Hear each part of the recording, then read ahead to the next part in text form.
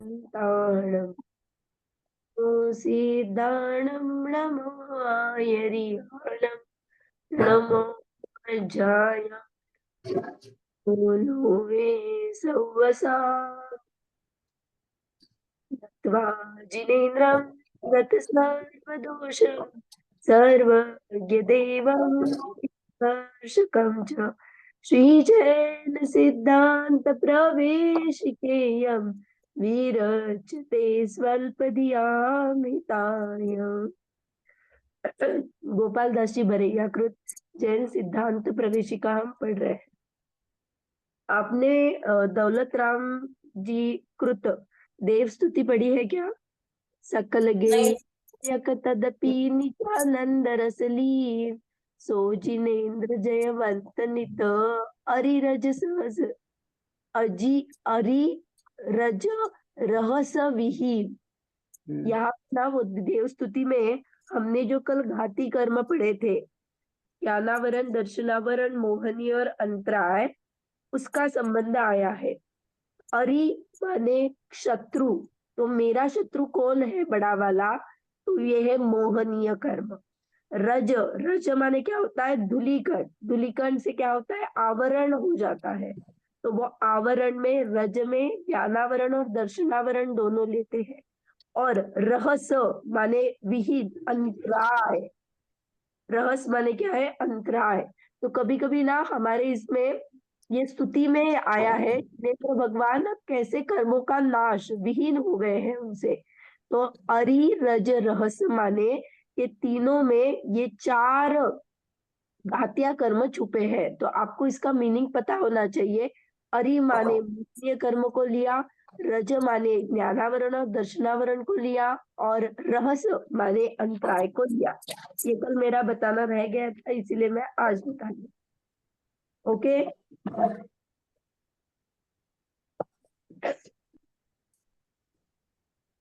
तो हमने कल क्या बात की थी? कर्म। हम क्या देख रहे थे? कर्म। कर्म में ज्ञानावरण, दर्शनावरण पूरा हमारा हो गया था। दर्शनावरण में हमने वो जो चार चीजें तो हमें पता है, चक्षु, चक्षु और अवधि और केवल, क्योंकि वो ज्ञान के पहले जो सामान्य प्रतिभास रहता है उसका ही वहां पे उसको उसको ही वहां पे कंसिडर करना है। ये 5 प्रकार की जो निद्रा है उसके बारे में हमारा चर्चा चल रही है। तो देखिए, मैं आपको यहाँ पे प्रोजेक्ट करती हूँ, उसमें से और पढ़ेंगे।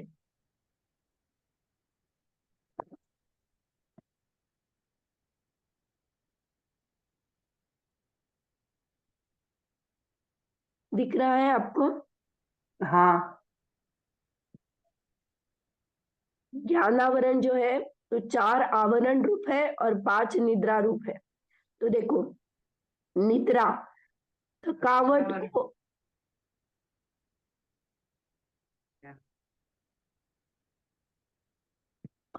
दर्शनावरण, सॉरी, दर्शनावरण में 4 आवरण है और 5 निद्रा है। चला गया थोड़ा सा, हाँ, ऊपर का जो बेस लिखा है वो चला गया, एक लाइन ऊपर की। नहीं, मैं आपको दिखा रही हूँ। देखो, दर्शनावरण अच्छा। प्रत्येक व्यक्ति के साथ दर्शनावरण लगावे। तो 4 आवरण है, तो चक्षु दर्शनावरण, अचक्षु दर्शनावरण, अवधि दर्शनावरण और केवल दर्शनावरण, ये यहाँ पे लगाना है। और 5 निद्रा जो है वो ये है। निद्रा निद्रा निद्रा प्रचला प्रचला प्रचला स्थानीय गा। डैश 2 लिखा है, वहां पे निद्रा निद्रा बोलना है। चला हाँ। डैश है, वहां पे प्रचला प्रचला बोलना है। देखो ये क्यों उत्पन्न होता है? निद्रा थकावट को दूर करने के लिए गमन करते हुए रुकना, बैठना, गिरना, माने ये जो है ना, थोड़ी सी थकावट आने के बाद अपना जो एक झपकी टाइप लेते हैं ना, वो निद्रा में आ जाता है। निद्रा निद्रा, नींद पर नींद। हाँ, 2 बार है ना। तो नींद पे नींद माने नेत्रों को न उघड़ पाना। मुझे इतनी गहरी नींद आ रही है, मम्मा उठा रही है लेकिन मैं नहीं उठ पा रही हूँ, तो ये निद्रा निद्रा है। हम्म, प्रचला, शौक श्रम मद से उत्पन्न, तो नेत्र कुछ उगड़े हुए सोना घना। हाँ, माने मैंने नेत्रों को कुछ कुछ छोटे बच्चे भी ना आधा उनका नेत्र खुला रहता है और वैसे सो जाते हैं, तो ये प्रचला, ये तत्वार्थ सूत्र में से पढ़ रहे हैं और एक कर्मकांड का रेफरेंस है उसमें से भी पढ़ेंगे। हम्म, प्रचला प्रचला, खड़े खड़े बैठे बैठे चलते चलते पुनः पुनः नींद आए,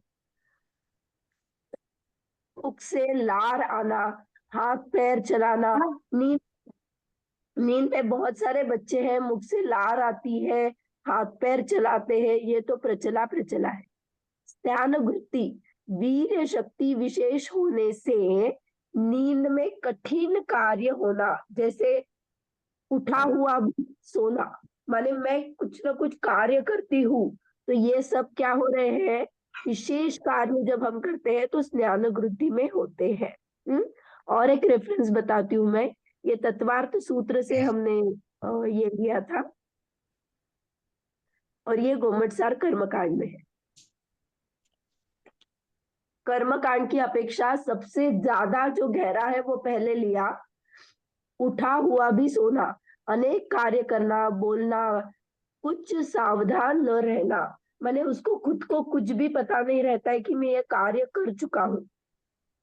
निद्रा निद्रा में बहुत कोशिश करने पर भी नेत्रों को न उघड़ पाना। प्रचला प्रचला में मुख से लार आना, हाथ पैर चलाना, निद्रा में गमन करते हुए खड़े हो जाना, बैठना, गिरना। प्रचला में नेत्र कुछ उघड़े हुए सोना, ऊँघना, कुछ कुछ जानता है, बारंबार मंद सोना, ये सब क्या है, प्रचला। प्रचला है। हम्म, अब पांच निद्रा के संबंध में कुछ प्रश्न है? नहीं, हो गया क्लियर। चाहिए तो मैं आपको ये ग्रुप पे भेज देती हूँ, दोनों ही। जी हम्म, जी, ग्रुप में जी डाल जी दीजिए जी जी। जी, प्रचला यानी क्या? नेत्र प्रचला को जो किस, फाड़े हुए सोना, हाँ, ऊँघना। जानना, बारम मंद सोना। तो प्योर झपकी बोलते हैं ना मराठी में, झपकी लेती है, हाँ हाँ उसको हाँ। पता नहीं है, तो जैसे एक सिर्फ, तो ये प्रचला वैसी है, बार बार मंद सोना, माने मैंने आपको अगर क्वेश्चन का आंसर पूछा तो आप उसका जवाब भी दे दोगे, इतनी हल्की नींद होती है। जैसे प्रवचन सुनते समय जो झपकी आती है वो इसमें प्रचला में आएगी। नहीं, अधिकतर लोगों को अपन बैठो ना प्रवचन सुनने, एकाग्र मन हुआ तो वो झपके आते हैं। देखो, ये हमारी ना गहराई है, अगर आपको एकदम शॉर्ट में आ गई तो वो प्रचला संबंधी है, अगर हम्म, वो थोड़ी गहरी है, थोड़े देर के बाद आप उठते हो तो वो निद्रा संबंध हो जाता है। बैठे बैठे ही, मन करते करते ही मैं सो गई और फिर थोड़े देर का, तो ये जैसे जैसे ये खुद को लगाना, ये हर बार मुझे कहीं पे भी आ सकती है, कभी ये इस टाइप की हो सकती है, कभी दूसरे टाइप की हो सकती है, ऐसा नहीं है। हाँ, किसी किसी का क्या है, पुण्य का इतना उगाड़ है तो कभी स्त्यान वृद्धि आदि निद्रा बांधी ही नहीं है तो उदय में नहीं आती। बराबर। हाँ, हाँ, तो हम थोड़ी डेली ये करते हैं, सोएंगे तो कहीं चले जाएंगे, तो अपने को उसका उदय नहीं है क्योंकि हमने बांधा नहीं है उसको, या फिर बांधा है तो सत्ता में कहीं तो पड़ा है, अब भी उदय में नहीं आ रहा है। यानी ज्यादा नींद का आना दर्श न बढ़नी कर्म का उदय। हाँ, सामान्य अवलोकन जो है उस पे आवरण डालता है। हम्म, ये सामान्य अवलोकन पे जो आवरण डालते इससे होता क्या है? ज्ञान नहीं हो पाता है ना। देखो, हमने जब उपयोग पढ़ा था तो दर्शन और ज्ञान, दर्शन पूर्वक ज्ञान होता है, तो पहले क्या होता है, दर्शन होता है, दर्शन में मुझे सामान्य कुछ है का प्रतिभास होता है, महासत्ता का ये हो जाता है, और उसके बाद में वह विशेषता विशेषता लाके मैं उसको देख पाती हूँ, तो ये सब क्या आ जाता है, वो जो दर्शन उपयोग के बाद ज्ञान, फिर मति ज्ञान से श्रुत ज्ञान, ऐसा हम ज्ञान के लेवल पे बढ़ते हैं। अगर मुझे दर्शनावरण ही नहीं हो रहा है तो उसकी आगे की प्रोसेस तो नहीं होगी ना। तो नींद जैसे में आप बैठे हैं आपको जैसे सॉरी घर में बैठे हैं तो कोई ज्ञान तो कर ही नहीं रहे, इसमें यदि सो लिया तो ज्ञान पे आवरण। देखो, आप जब सो जाते हो तो सो जाने के बाद आपको कुछ पता चलता है क्या? नहीं। तो ये ज्ञान पे आवरण है। हाँ, पूरा ज्ञान ढकेगा नहीं, वहां पे भी कुछ ना कुछ तो ज्ञान रहेगा जो मेरे पकड़ में नहीं आएगा, क्योंकि मुझे दर्शनावरण है। लेकिन वहां पे कुछ ना कुछ तो, क्योंकि ये स्वयोक्षम है, हमने ये अनुभूति गुण में देखा था ना, ज्ञान दर्शन। तो ये क्या है, उसका बहुत मंद उगाड़ होता है, लेकिन उसमें कुछ भी रिटेंशन, मतलब जैसे मेमोरी में डालना, याद करना, ऐसा कुछ भी नहीं होता है। तो ये मेरे आत्मा का घात कर रहा है ना, क्योंकि मैं मेरा मेरा स्वभाव क्या है, ज्ञान दर्शन स्वभावी हूं मैं। तो मेरा ज्ञान भी ढक रहा है और दर्शन भी ढक रहा है, तो ये मेरे गुणों का घात हो रहा है। लो, पर रात की नींद लेते तो उस पे भी होता ही होगा ना, आवरण तो आता ही होगा। देखो, मुनिराज का आपने देखा है क्या कभी? मुनिराज हाँ, को इसीलिए रात का भी सामायिक कंपलसरी होता है। हाँ, कंपलसरी माने वो करते ही करते हैं, क्योंकि उनका, हमारा ना ब्रेन ना बहुत बाह्य वस्तु में पड़ा हुआ है, तो हम थक जाता है वो ब्रेन। ब्रेन माने यहाँ पे ब्रेन मत लेना, अपना उपयोग बहुत जगह पे घूमता रहता है, इसीलिए उसको भी थकान हो जाती है और हम सो जाते हैं। मुनिराज उतना थकते ही नहीं है उसको, इसीलिए उनको नींद की जरूरत नहीं होती। बहुत सारे आम जीव भी है, उनको सोना कम लगता है। क्यों? क्योंकि उनका ब्रेन इतना थकता ही नहीं है, वो अपने ऊपर सीमित करते हैं, ज्यादा किसी का पड़ा ही नहीं है उन। लेकिन हम जो है ना, हम संसार में है तो हमें इसका भी कुछ चाहिए, नहीं तो कहीं बाह्य वस्तु में हमारा आकर्षण हो जाता है। तो ये जो हमारा शिफ्टिंग चलता है, बहुत बार होता है, उसके वजह से क्या हो रहा है, थक जाते हैं, तो दर्शनावरण आ जाता है। तो हम जो नींद लेते हैं तो वो उसी के लिए होता है। हाँ, संसार अवस्था में थोड़ी नींद सभी लेते हैं, ऐसा नहीं है, क्योंकि मुनिराजों को मुनिराज भी सोते हैं, लेकिन बहुत अल्प, क्योंकि उनको जरूरत ही नहीं है ना, उतना वो शिफ्ट ही नहीं करते उनके उपयोग को। तो अभी आप इतना ही समझना, दर्शनावरण और ज्ञानावरण दोनों आवरण है, और मेरे गुणों का वो घात करते हैं। अपन को इस समय जब नींद कम आ रही तो अच्छा समझना। तो कुछ सही भी है। हम ऐसा अपने को समझाने के लिए बोलते हैं, ये जो नींद आता है ये मेरा स्वभाव ही नहीं है, ये हम्म, ऐसा समझेंगे तो अच्छा मानेंगे कि ये हम्म, नींद आना, ये शरीर का थकना, ये सब क्या है, ये सब पुद्गल का परिणमन है। मैं नहीं, अनादि नींद नींद न आना, न आना, ये अच्छा। नींद मेरा स्वभाव ही नहीं है, मैं बोल रही हूँ, हाँ, हाँ, हाँ। आए और या अपने नहीं आए। कितनी उल्टी मान्यता करके बैठे हुए हैं दीदी, कि कह रहे मेरे को नींद नहीं आती है, इंसोम्निया हो गया है, नींद नहीं आती, नींद नहीं आती, ऐसे बोलते रहेंगे। सच बीमारी में। हो गई आजकल लोगों को। हाँ, वही बोलती हूँ ना। हाँ। नींद मेरा स्वभाव ही नहीं है, जन्म मरण मेरा स्वभाव ही नहीं है, ये शरीर को जो भी लगता है वो मेरा स्वभाव ही नहीं है, ऐसा हमें सोचना है। ये जो नींद हम करते हैं सांसारिक जीवन में, वो तो अलग एंगल है, लेकिन ये मेरा कार्य क्या है, मेरा कार्य जानना देखना है। सिद्ध भगवान सोते हैं क्या? नहीं सोते हैं, नहीं उनका सोती। निरंतर जानना देखना कार्य चल रहा है। तो हम्म, जो वैसा वो पूर्ण शुद्ध है ना, वैसे निश्चय से मैं अभी वैसा ही पूर्ण शुद्ध हूँ। तो मुझे उस शुद्धता के बारे में जानना है, ताकि ये आवरणों के बारे में, हम आवरणों की चर्चा करके क्या पता कर रहे हैं कि पुद्गल के ऊपर इसका इफेक्ट कैसे आता है। और मैं, मेरी जो मान्यता बैठी है कि नींद ये सब कहाँ से आ रहा है, हम ये चर्चा करके हमारा एंगल क्लियर कर रहे हैं। हम्म, ये नींद लेना या नहीं लेना, इससे पहले ये मेरा स्वभाव ही नहीं है, ये आप जान लो। ये कर्मों पे पराधीन चीजें हैं, कर्मों के एंगल से बोली हुई चीजें हैं। हम्म। हम्म, ओके। तो आज हम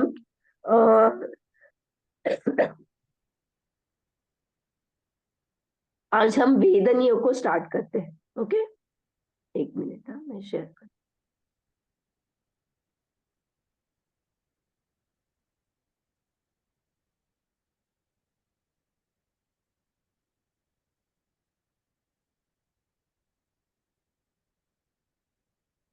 देखिए, वेदनीय कर्म किसे कहते हैं, कोई पढ़ेगा? पढ़ेंगे जिस जी। वेद कर्म कर्म किसे कहते हैं? जिस कर्म के फल में जीव को बाह्य सुख दुख की वेदना होती है, अर्थात जो कर्म निमित्त रूप से आत्मा के अव्ययवाद गुण को घातता है, उसे वेदनी कर्म कहते हैं। अभी इसको थोड़ा सा समझेंगे हम। वेदनीय, वेदनीय माने क्या? वेदन। एक तो होता है ज्ञान और एक होता है वेदन।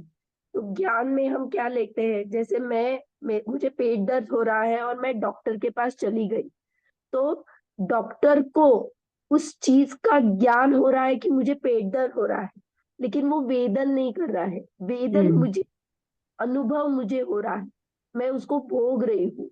तो जीव भोगता है।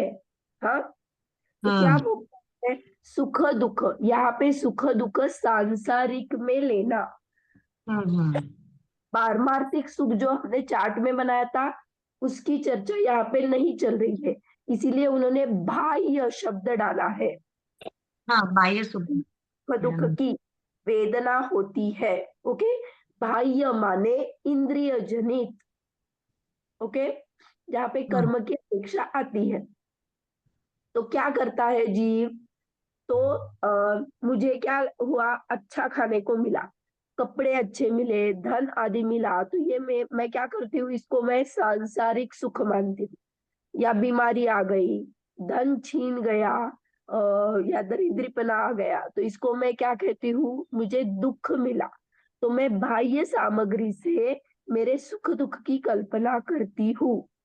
ओके, हाँ। लेकिन यहाँ पे ये वेदन जो है ना, ये हमने जो बाह्य चीजों से लगाया, ये व्यवहार का कथन है। मैंने बाह्य चीजों को अपना जो माना ना, वो किसके वजह से माना? हाँ, मैंने कि माना। अपना माना। हाँ, वो क्यों माना मैंने? मोह के।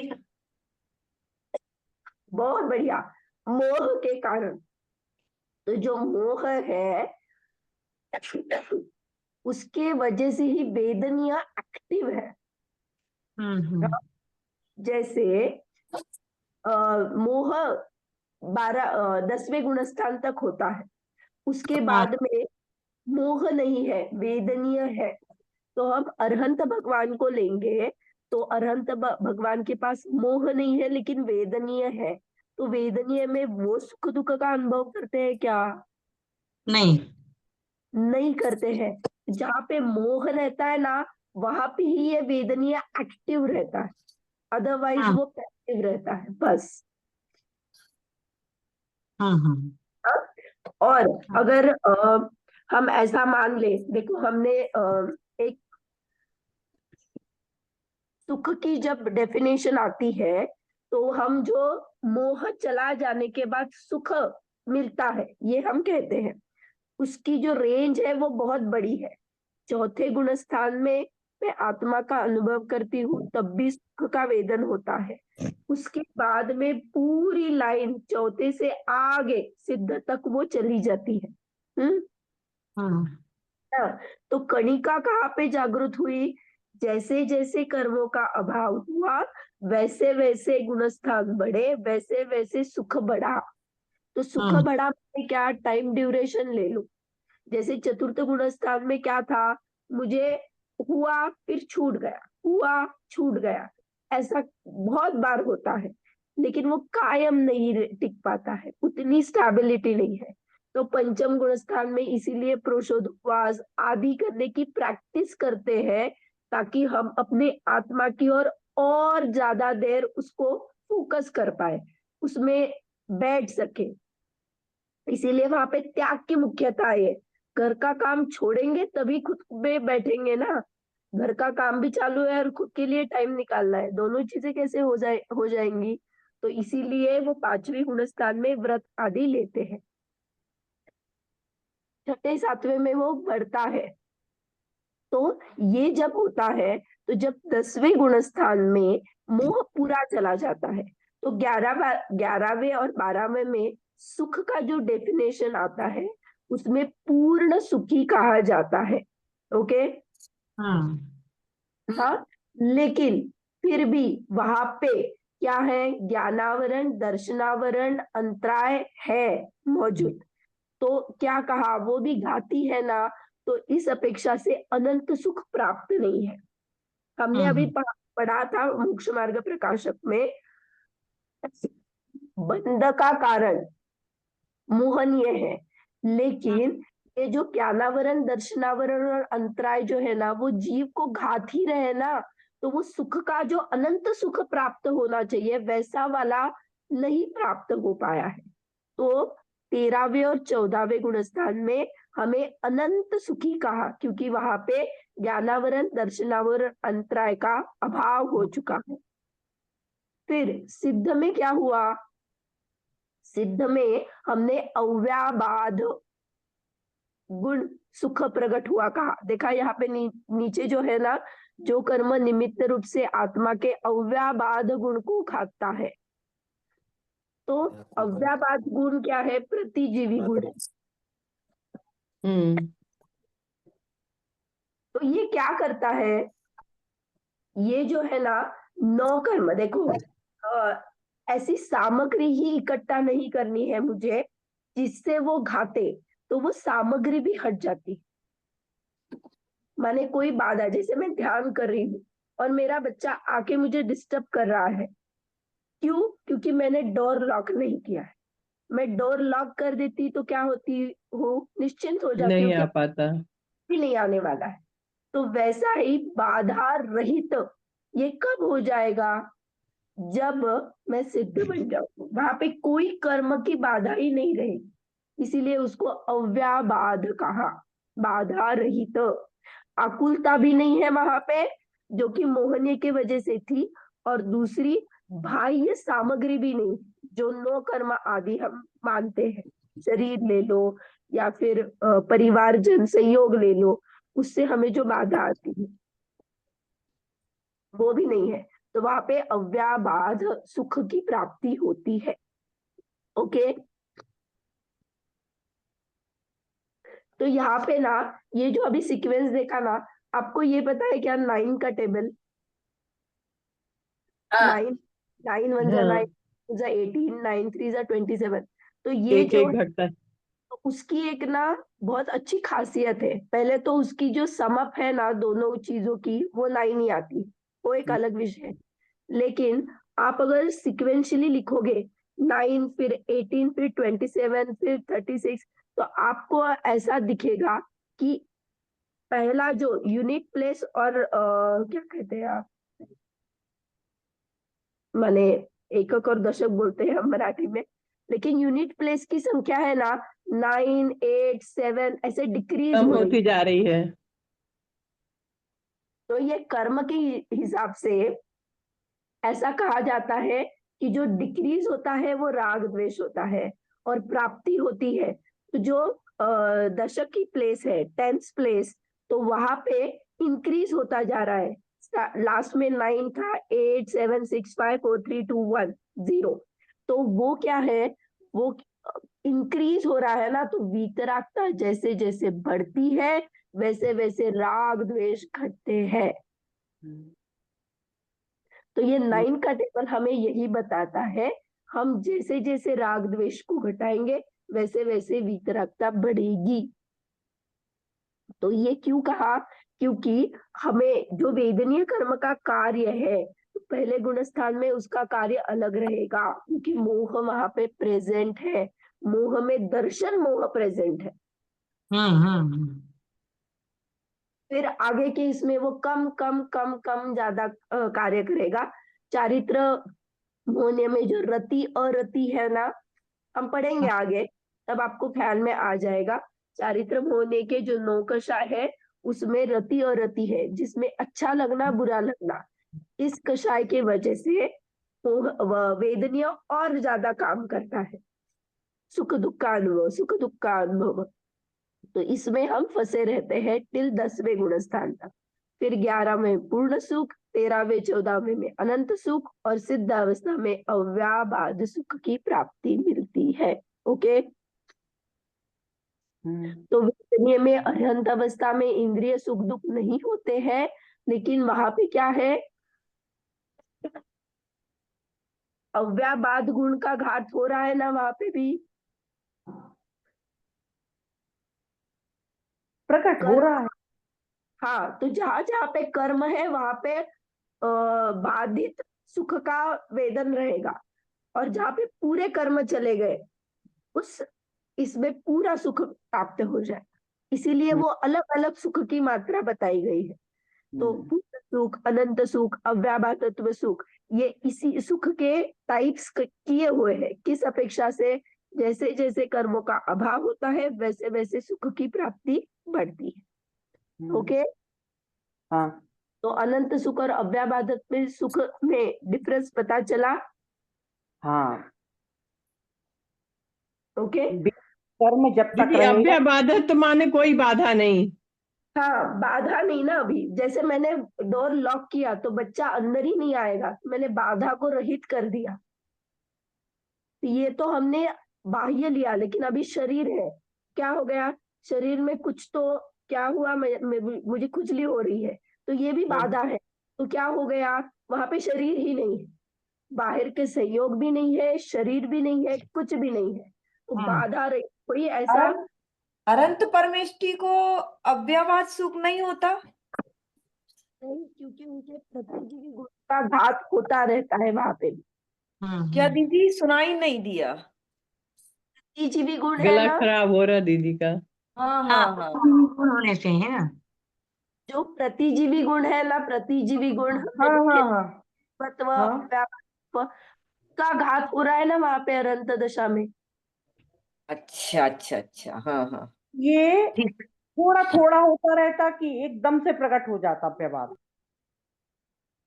शरीर गया और 14वें गुणस्थान के बाद तुरंत ही 14वें गुणस्थान भी अयोग बहुत केवली। बहुत यानी कम अंतर मुहूर्त, अंतर मुहूर्त में, अंतर मुहूर्त।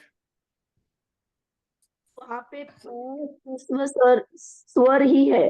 जैसे आप ए आई ओ यू बोलते हो ना, वो एकदम short A I O you है ना, वैसा वो उतना इतना ही है,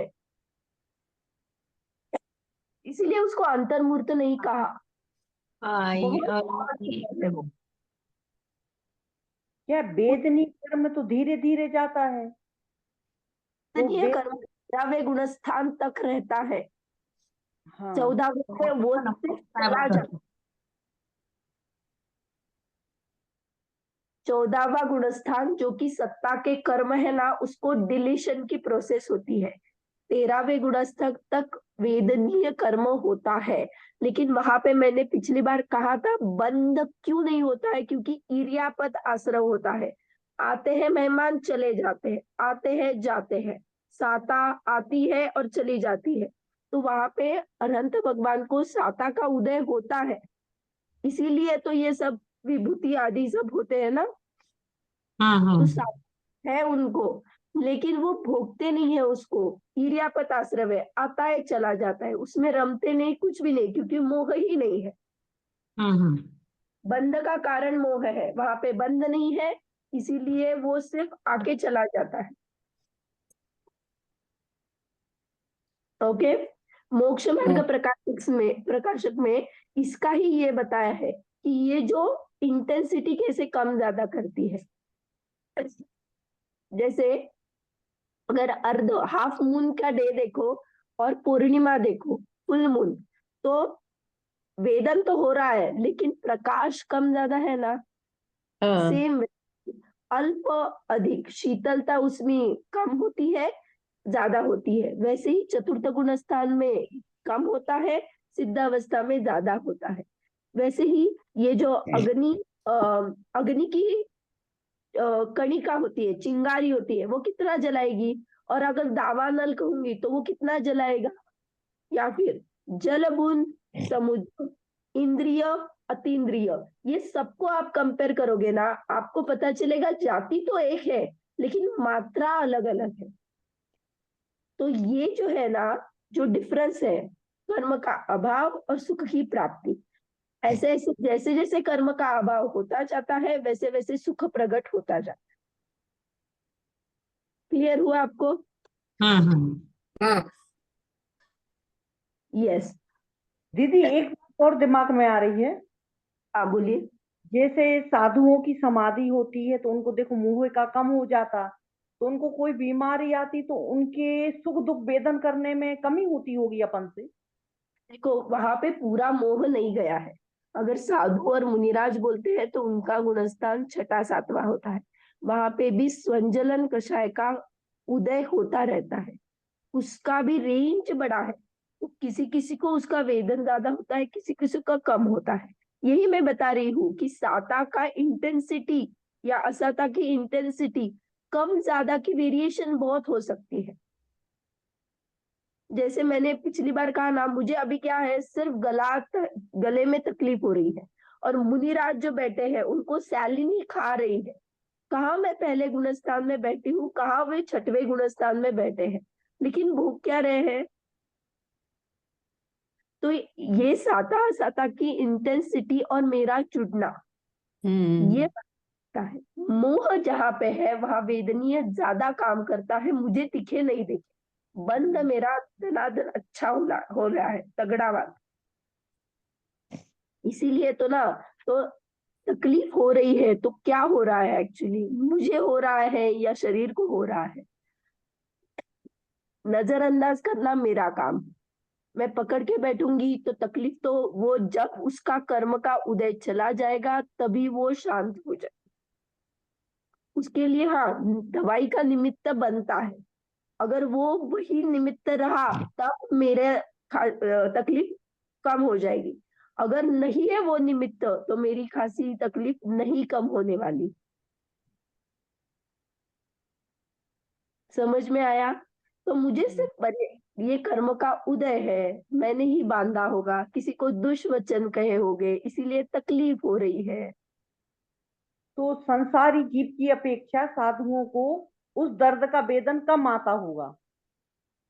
जुड़े तो आते हैं, मैंने भी कहा वहां पे भी संचलन का उदय है। अगर वही मुनिराज वो संचलन के उदय में उनके भी परिणाम अगर हिल गए और वो उस परिणाम में जुड़ गए तो उनका भी, उनको वेदन वेदन नहीं होता क्या? उनको वेदन होता है, लेकिन उन्होंने पुरुषार्थ किया है। पुरुषार्थ क्या किया है? ये वेदन जो हो रहा है वो शरीर पे हो रहा है, मुक्ति हो रहा है, मैं इस शरीर से भिन्न हूँ, ऐसा जो मान्यता है, ऐसा जो दर्शन मोहनी का अभाव करके चारित्र मोहनी में भी रति और रति का उन्होंने क्या किया है, उसको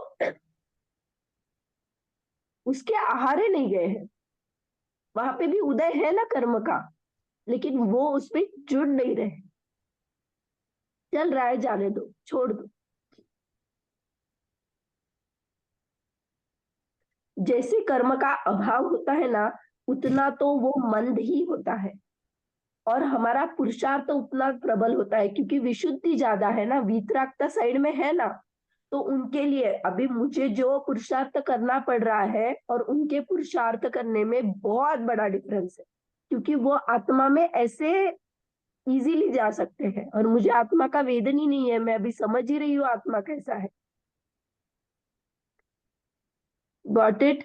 तो वो परमार्थ सुख पा रहे हैं जब अपने आत्मा में जाते हैं, और ये वेदनीय कर्म से जो सुख दुख होते हैं वो क्या हो जाता है, वो उदय तो आ रहा है लेकिन उसमें जुड़ नहीं रहे, क्योंकि ये भाई है सुख दुख, इंद्रिय जनित सुख दुख है, और वो वेदन कर रहे हैं पारमार्थिक सुख का, कणिका है वो उसका। ओके। हाँ संसार में तो अपना जो वेदन रहता है उसी में उसका अपना मन ज्यादा जाता है दुख में। तो जब भी क्रम आएगा, जब भी हम कर्म के नाम बोलेंगे तो ज्ञान, दर्शन, वेदनीय, मोहनीय, ऐसा क्रम आता है। तो इसका कारण क्या बताया उन्होंने? पहले तो बेसिक ज्ञान प्रधान होता है, हमारा लक्षण है ना, गुण है, तो ज्ञान प्रधान होता है। और दर्शन हमारा चेतना गुण है, माने चेतना में ज्ञान दर्शन आते हैं। तो ज्ञानावरण, दर्शनावरण, उसके बाद में मोहनीय के पहले वेदनीय को रखा, क्योंकि मोह जब भी बलवान होता है तो वेदनीय अपना काम करता है। तो मोह के साथ ही वेदनीय का राज्य चलता है, अदरवाइज मोह नहीं होगा तो वेदनीय कुछ भी असर नहीं करता है। जैसे माँ के गोदी में बच्चा सुरक्षित रहता है ना, वैसे ही ये वेदनीय घाती कर्म के इसमें सुरक्षित रहता है। माने क्योंकि मोह के वजह से चलता है ना, इसीलिए पहले गुण स्थान में वेदनीय अघाती कर्म होने पर भी घाती सम ही काम करता है, वो घाता ही है पूरा, क्योंकि मोहनीय बलवान है। Got it? तो ये दोनों कैसे चलते हैं मैं आपको एग्जांपल देती हूँ। ये जो बैंक का लॉकर रहता है, देखो वहां पे दो की होती है, एक अपने पास रहती है और एक बैंक में रहती है। जब भी मैं लॉकर खोलने के लिए जाती हूँ तो पहला वो बैंक मैनेजर आके उसके की से ताला खोलता है और फिर मुझे बोलता है तू अब की डाल और घुमा, फिर वो लॉकर खुल। तो वैसा ही जब तक मैं अपने चाबी से कितना भी ट्राई करूंगी तो वो दरवाजा नहीं खुलेगा, मुझे वो मैनेजर की चाबी की जरूरत होती है। तो इसलिए वेदनीय है, उसे मोह की जरूरत होती है अपना असर दिखाने के लिए। कौन सा वाला? जो हमें वो सुख दुख का अनुभव कराता है, जो हमें बंध के कारण में, माने जो मोह से बंध होता है, जो हम हर चीज में सुख दुख की कल्पना करते हैं। वो क्यों करते हैं? क्योंकि मोह बलवान है। मोह ने अपनी चाबी घुमा के रखी है, इसीलिए हम भी जब चाबी घुमाते हैं तो उसके वजह से वो सुख दुख का काउंटर जो रहता है वो हर बार चालू रहता है। ओके? तो यहाँ पे देखिए, वेदनीय कर्म के दो भेद कहे हैं, साता वेदनीय, असाता वेदनीय। ओके, नीचे हम पढ़ते हैं, यहाँ पे 1 और 2 फुटनोट है, वो पढ़ रहे हैं। संसारी जीवों और वृत्तियों के प्रति अनुकंपा, दान और सराग, संयम आदि रूप योग, सहनशीलता, शौच आदि भावों से साता वेदनीय कर्म का बंध होता है। हम सिर्फ पढ़ रहे हैं, हमने कहा था ना, जैसे ज्ञानावरण और इसमें आश्रव के कारण जो है हम बाद में देखने वाले हैं, हम उसी में देखेंगे, लेकिन अभी सिर्फ पढ़ के जाते हैं।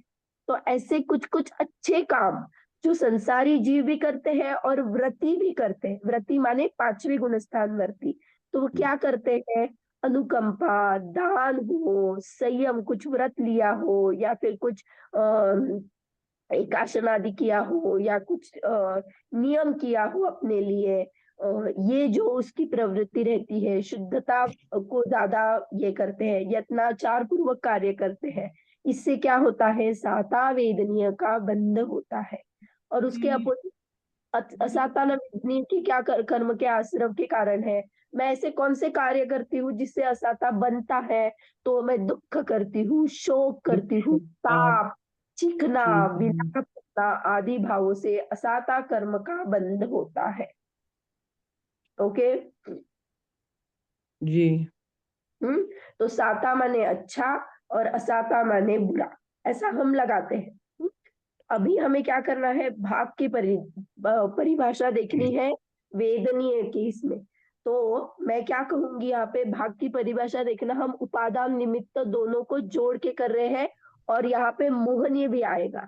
तो मोह जनित जीव जब आकुलित होता है, मैं आकुलता को प्राप्त करती हूँ, क्यों करती हूँ? क्योंकि मोह प्रेजेंट है। मोह जनित जीव आकुलित होता है तो वो आकुलता जनित सुख को भोगता है। आकुलता जनित सुख माने इंद्रिय सुख। तो इस जीव को इस आकुलता जनित सुख को जब जीव भोगता है, तब जो कर्म प्रेजेंट होता है वहां पे, उसे साता वेदनीय कहा जाता है। Got it? अभी असाता की कोई आप डेफिनेशन करके बताओगे?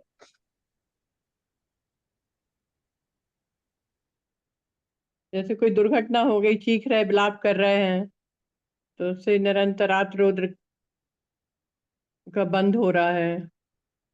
हाँ हाँ, तो उसमें हम कैसे लगाएंगे? देखो, असाता में वही डेफिनेशन को अगर चेंज करते हैं तो मोह जनित जीव जब आकुलता होता है, तब जो आकुलता जनित दुख को भोगता है, तो तब जब जो कर्म प्रेजेंट होता है उसे असाता वेदनीय कर्म कहते हैं। यहाँ पे मैं आकुलता जनित सुख को भोग रही थी, तब साता कहा था। जब आकुलता जनित जो दुख को भोगूंगी तो वहां पे असाता कहा जाएगा। असाता है, आकुलता असाता, हाँ, निराकुल साता। देखो, आकुलता तो क्या है? चारित्र मोह है, वो मोह के वजह से है। हाँ, आकुलित क्यों होती हूँ? मोहनीय की वजह से होती। मोहिनी, हाँ। पर उसमें अगर मैं सुख भोगती हूँ, आकुलता जनित सुख को भोगा तो साता, आकुलता जनित दुख को भोगा तो असाता। तो सुख, आकुलता दोनों में आएगा, साता में भी आकुलता आती है? देखो, जब भी हम इंद्रिय बाह्य बाह्य सुख दुख की बात करते हैं तो ये एक्चुअली में दुख ही है। हमने एक सुख का चार्ट किया था, याद है? सुख, उसके बाद में दो बाइफरकेशन, एक सुख में पारमार्थिक सुख और दूसरे इसमें दुख। तो दुख में जो आया था, तो पारमार्थिक दुख क्या है? तो उसके बाइफरकेशन में सुख और दुख आया है, जो कि सुखाभास कहा था। जो इंद्रिय जनित सुख है वो सुखाभास है, मुझे अच्छा लगता है, लेकिन वो एक्चुअली सुख नहीं है। पर के निमित्त से मैं सुखी नहीं हो सकती हूँ। सुख मेरा गुण है तो मुझ में ही वो मिलेगा, पर से मुझे सुख दुख नहीं हो सकता। क्लियर?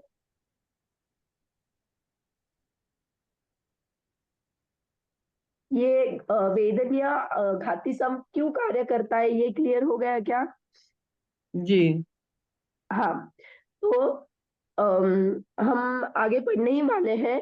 तो देखो, कुछ कुछ कर्म होते हैं, उसका जो उदय होता है वो शरीर पे होता है। फॉर एग्जाम्पल, नाम कर्म का उदय शरीर पे होता है, तो शरीर से कुछ कुछ नाम कर्म जो है उससे ये मेरा शरीर बना। ओके, मुझ में इफेक्ट नहीं आया, आत्मा पे इफेक्ट नहीं आया, मेरे साथ क्षेत्रावगाह शरीर है उस पे इफेक्ट आया। लेकिन कुछ कुछ कर्म ऐसे हैं जिसका इफेक्ट डायरेक्ट जीव पे आता है, तो ये वेदनीय कर्म है जिसका इफेक्ट जीव पे आता है। तो इसीलिए इसे जीव विपाकी कर्म कहते हैं। जो सुख दुख का अनुभव है वह इंद्रिय जनित है, और छद्मस्त को मैंने 12वें गुणस्थान तक ये जो सुख दुख है जो हम मान रहे हैं वो इंद्रिय जनित ही कहा जाता है, क्योंकि वहां पे शरीर प्रेजेंट होता है। ओके, तो जीव विपाकी माने जीव पे उसका असर हुआ। तो अगर आपको ऐसा लग रहा होगा कि मेरे पास अगर 10 गाड़ी है, हाँ, तो मुझे क्या चल रहा है?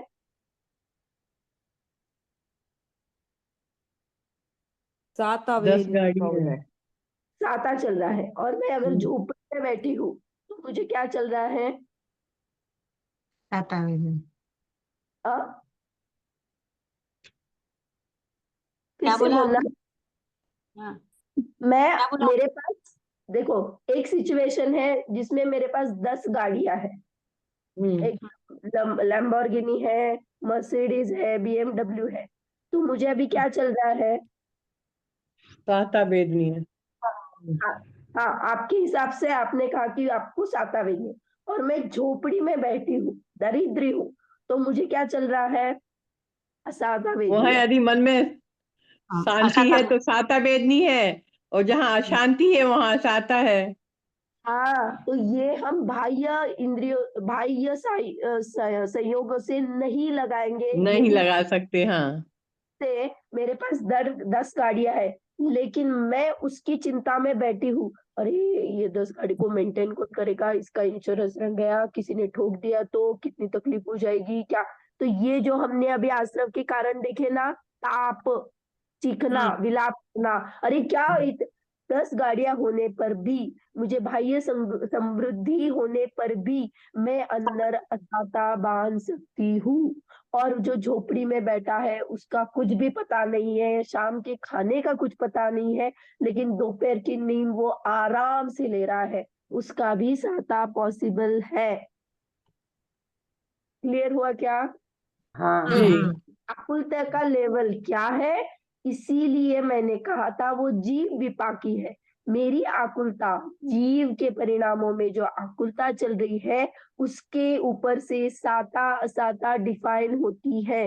बाह्य सामग्री का कुछ भी मैटर नहीं करता है। बाह्य हाँ? सामग्री की इसीलिए कहा सामग्री से सुख नहीं मिलता है। कहीं कहीं आपने अगर शास्त्र में पढ़ा होगा तो वो व्यवहार का कथन है, ऐसा उपचार करके कहा जाता है। आपके पास 10 गाड़ी है तो आप एकदम समृद्ध से हो, आपका साता चल रहा है, ये उपचार का कथन है, मोटा मोटा उपचार से। कथन। हाँ। निश्चय से नहीं है। हाँ, इसी को व्यवहार न्याय वाला कथन बोलेंगे। हाँ, तो व्यवहार से। व्यवहार से बोलेंगे। से बोलेंगे। तो देखो, पहले ना एक ऐसा कंसेप्ट था कि जो विवाह जब होता है तो उसका डेफिनेशन में आता था स्त्री पुरुष वेद का, जो स्त्री पुरुष वेद जो हमें होता है वो स्त्री या पुरुष या फिर साता वेदनीय के उदय से जो भी प्रक्रिया होती है वो है विवाह। तो वहां पे ना कभी कभी ऐसा मिसगाइड हो जाता है, अरे जो ब्रह्मचारी रहेगा ना उसको तो फिर असाता ही पूरी होती होगी, क्योंकि साता तो वहां पे आ जाता है ऐसा। तो यह स्थूल कथन रहता है जहाँ पे भी रहता है साता वेदनीय का। तो कुछ भी अगर स्टेटमेंट दिखा ना तो उसके अंदर ये लगाना सामग्री जो ऐसी है और उसके अनुकूल परिणाम वो जो कर रहा है। तो सामग्री की पे नहीं जाने, मोटा मोटा आकुलता का लेवल, जैसे फॉर एग्जांपल मेरे पास 10 गाड़ियां है, हाँ मैं शोक ताप कर सकती हूँ, लेकिन उसको अगर पैसे है तो ज्यादा क्या होगा, मैक्सिमम पॉसिबिलिटी तो वो शांत रहेगा, उसको खाने पीने की तकलीफ नहीं होगी, ज्यादा आकुलता नहीं होगी। ऐसा हम मोटा मोटा मान लेते हैं ना, इसके पास पैसे कमाने सुखी है, तो ये ऐसा जो मोटा मोटा मानते हैं ना वैसा ही यहाँ पे लगाना। लेकिन एक्चुअली में अगर मेरे आकुलता का लेवल ज्यादा है तो असाता है। क्लियर है? जी। हाँ, इसको एग्जाम्पल में क्या आया है, शहद लपटी हुई तलवार। मैंने एक तलवार, धारदार तलवार ली, उसके ऊपर शहद को आवरण बना दिया। वैसे तो शहद खाने योग्य नहीं है, लेकिन यहाँ पे एग्जाम्पल में आया है। तो शहद जो भी क्या बोलता है, सुख चाहने वाला व्यक्ति, इंद्रिय सुख चाहने वाला व्यक्ति क्या करेगा, वो शहद को ग्रहण करेगा, तो वो तलवार को क्या करेगा, चाटेगा।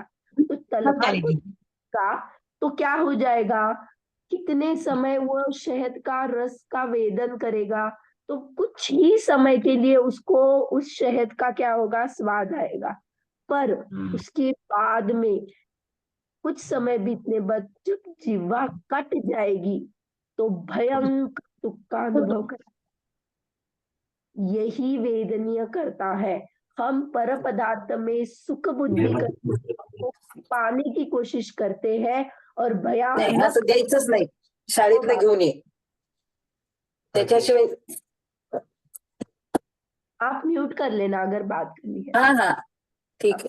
तो अगर मुझे क्या करना है, वो इंद्रिय जनित या फिर बाह्य सामग्री से मैं अगर सुख की कल्पना करती हूँ तो शहद लपटी हुई तलवार जैसा मेरा हाल हो रहा है अभी। 2 बिल्कुल सेकंड के सही। अनुभूति होती है, आहा मैं सुख पा लिया, लेकिन आकुलता निरंतर बनी रहती है बनी और हुई है। नक बंद करती हूँ। अगर आपको एक शॉर्ट में एग्जांपल बताऊं, फैक्ट्स है, सिर्फ सुन लेना। हमारा मैक्सिमम साता वेदनीय का बंध, अगर वेदनीय का बंध बोलते हैं तो 30 कोड़ा कोड़ी सागर, ये एक यूनिट है। कोड़ा कोड़ी माने करोड़ मल्टीप्लाई बाय करोड़। हाँ हाँ, तो ये करोड़ मल्टीप्लाई बाय करोड़ सागर, सागर एक और यूनिट है। जैसे किलोमीटर मोजते हैं ना, वैसे सागर है, वो बहुत बड़ा है, आपके इमेजिन से परे है, ऐसा मान लो, बहुत बड़ा है। वो हम नेक्स्ट कभी पढ़ेंगे उसको, संख्या मान का विषय है। लेकिन ये जो है ना, वो वेदनीय मैक्सिमम 30 कोड़ा कोड़ी सागर मानता है। लेकिन में उसका कथन आता है ना, तो मैक्सिमम जो है ना वो असाता ही मानता है, साता उसकी हाफ 15 कोड़ा कोड़ी ही मानता आता कितनी बनता है बोले? है। हाफ हाँ। 30 मैक्सिमम है, वो असाता मानता है, 15 ही साता मानता है। और आपको पता है क्या, अपने पास स्थावर और त्रस दो प्रकार के जीव होते हैं। तो अगर मेरा लाइफ स्पैन देखेंगे तो त्रस्त जीव, त्रस्त में रहने का मेरा मैक्सिमम काल साधिक 2000 सागर ही है। लेकिन अगर मैं एकेंद्रिय में जाऊंगी तो वहां का मैक्सिमम पीरियड असंख्यात पुद्गल परावर्तन है, माने बहुत टाइम बीतने पर मुझे त्रस पर्याय प्राप्त हो जाती है। छड़ाना में एक उदाहरण भी आ जाता है। अगर मैं एक रत्न समुद्र में डाल दूंगी और मैं जब भी समुद्र में जाऊंगी और उसी रत्न को बाहर निकालूंगी, ये कितना रेयर है, वैसे त्रस पर्याय मिलना रेयर है। और त्रस में ही हम क्या कर सकते हैं, साता असाता का माने थोड़ा पुरुषार्थ कर सकते हैं उस बारे में, क्योंकि ज्ञान है, 5 इंद्रिय बलवान है, धर्म बुद्धि है, परमार्थ सुख की चाह है, जिनेंद्र भगवान का साथ है। तो ये सब क्यों मिला है हमें, क्योंकि हम साता के बारे में सोचे। तो ये जो पारमार्थिक सुख है उसकी तरफ ध्यान देकर, ये जो इंद्रिय जनित सुख है उसका क्या करना है, उसे हेय मानना है, करने लायक चीज नहीं है, ये मानना है। तो मेरा मोह क्या हो जाएगा, जो बलवान था वो थोड़ा धीरे धीरे क्या हो जाएगा, कम हो जाएगा। हाँ, उसको घाव पड़ेंगे ना उस पे, अरे क्या कर रहा है, क्या कर रहा है, क्या कर रहा है, तो छूट जाएगा। हाँ, तो ये शहद का स्वाद कुछ समय के लिए है, लेकिन जिह्वा का दुख बहुत काल तक रहता है। ओके, तो ये उदाहरण कहाँ पे आया है, वेदनीय के इसमें। हमने तीनों के उदाहरण दिए। ज्ञानावरण में देखा था हमने आच्छादित मूर्ति, वस्त्र से आच्छादित मूर्ति। फिर दर्शनावरण में देखा था द्वारपाल ने राजा का दर्शन नहीं करने दिया, गेट कीपर था वो, उसने वही रोक दिया। और तीसरा था वेदनीय, उसमें शहद लपटी तलवार। हाँ। हाँ, तो ये हमारा आज वेदनीय कंप्लीट हुआ है। अभी तक किसी को कुछ प्रश्न है?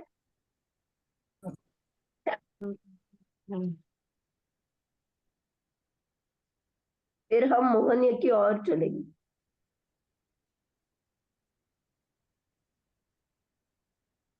क्लियर हो रहा है ना? जी। हाँ, तो सिर्फ पढ़ते हैं मोहनीय के बारे में, जितना टाइम 1-2 मिनट है, तो एक रूपरेखा बैठा लेते हैं। दीदी हाँ। वेदनी में साता का उदय तीर्थंकर को भी होता है, तो ये आकुलता जनित हुआ, ये समझ में नहीं आया। मोह के वजह से आकुलता होती है, तो जब भी जीव के पास मोहनीय होता है तो वो आकुलता होती है। आकुलता होने में जीव क्या करता है, विपरीत। अभी मोह ही पढ़ने वाले हैं।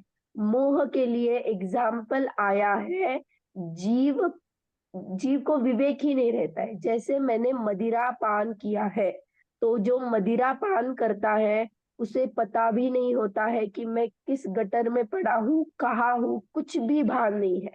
वैसे मोह का उदय वाला व्यक्ति रहता है।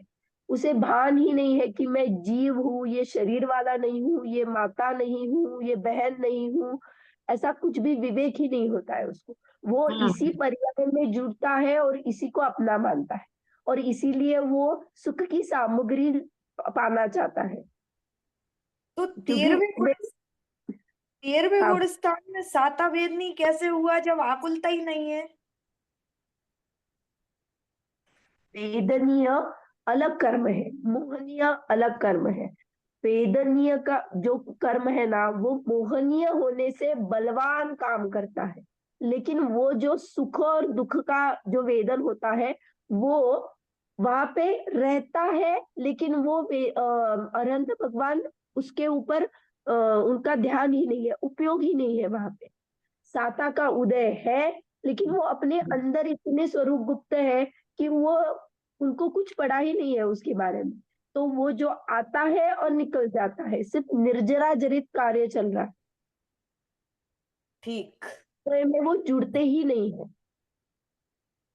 मैं उदय में जुड़ रही हूँ ना, मेरा अभी वेदनीय का भी कर्म चल रहा है, मोहनीय भी चल रहा है। मोह के मैं वजह से मैं आकुलित हो रही हूँ और फिर सुख की चाह कर रही हूँ, तो मैं वो साता असाता का ये करती हूँ। ओके, क्लियर हुआ आपको?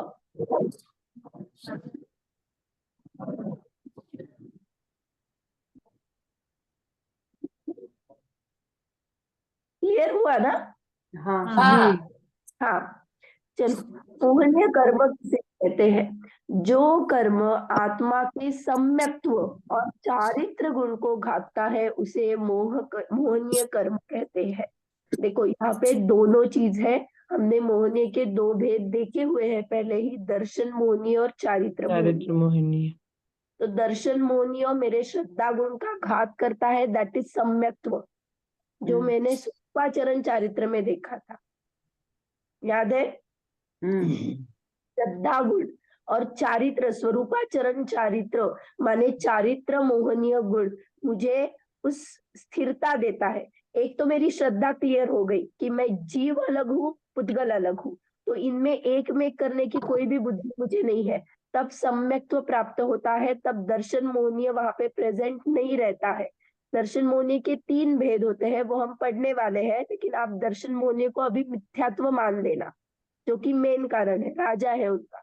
तो मिथ्यात्व जब भी प्रेजेंट है तब तक मुझे जीव और पुद्गलों में कंफ्यूजन होता है। जब मिथ्यात्व चला जाता है तो मुझे पूरा पूरा पता है कि जीव अलग है, पुद्गल अलग है। तो मैं ये जो बाह्य जो चल रहा है उसमें क्या करती हूँ, श्रद्धा तो क्लियर है, लेकिन चारित्र गुण जो है उसके वजह से मुझे क्या हो जाता है, कषाय उत्पन्न हो सकती है। जो कषाय उत्पन्न होती है उस अकॉर्डिंगली चारित्र के हमने भेद किए थे, अनुव्रत पे देश चारित्र, महाव्रत पे सकल चारित्र, और फिर यथाख्यात चारित्र 13वें 14वें ग्रस्थ। हाँ, याद है क्या? तो जब तक मैं चारित्र में, आप इतना ही लेना, मैं आत्मा में रमण करूं वो चारित्र है, और जब मैं आत्मा में चारित्र रमण नहीं कर रही हूँ तब जो कुछ कर रही हूँ वो चारित्र मोहनीय के वजह से हो रहा है। हाँ, ये मुनिराजों का आहार विहार आदि सभी चीजें चारित्र मोहनी के उदय में ही हो रही है। हाँ, वो कौन सा चारित्र मोहनी है? वहां पे स्वंजलन। ओके, हाँ, ये दूसरा भी मोहनीय कर्म के कितने भेद है? तो मोहनीय कर्म के 2 भेद है, दर्शन मोहनीय और चारित्र मोहनीय। 150 तक हमारा ये कंप्लीट हुआ है। दर्शन मोहनीय कैसे कहते हैं? तो जो कर्म आत्मा के सम्यक्त्व गुण को घातता है उसे दर्शन मोहनीय कहते हैं। ओके, तो यहाँ पे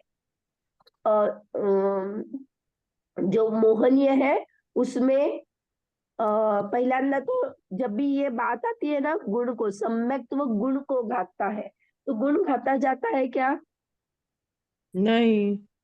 हाँ, तो यहाँ पे ना गुण का अर्थ पर्याय लेना, गुण की पर्याय की जाती है।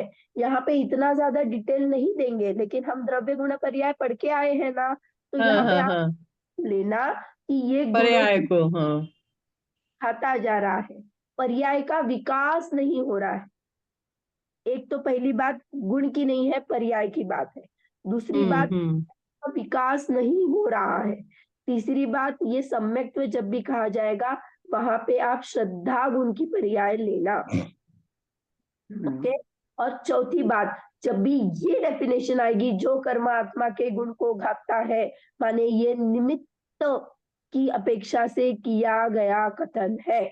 मैं जीव उपादान की अपेक्षा से कहूंगी तो क्या कहूंगी? जब जीव स्वयं को भूलकर हाँ पाचरण चारित्र में असावधान रहता है, तब जो कर्म का निमित्त रहता है वह क्या है? मोहनीय दर्शन, नहीं, मोहनीय कर्म है। मैंने अभी मोहनी की डेफिनेशन बताई, तो उसमें मैंने दोनों बात कवर की।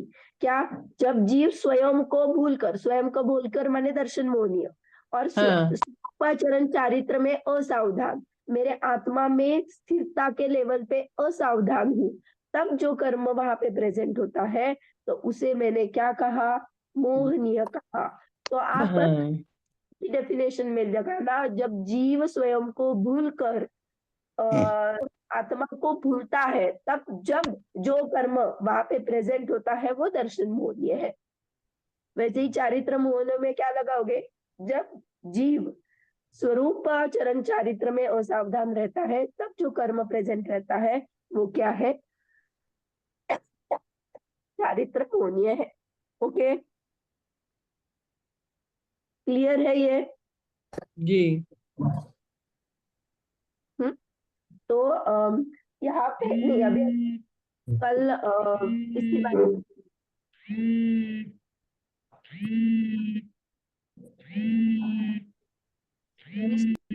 किसी को कुछ लेना है। निज निधि निज में बताई, यह अनंत उपकार है, इसके लिए जिन वाणी माँ को वंदना शत बार है, वंदना शत बार है। काय उत्सर्ग करेंगे सभी लोग।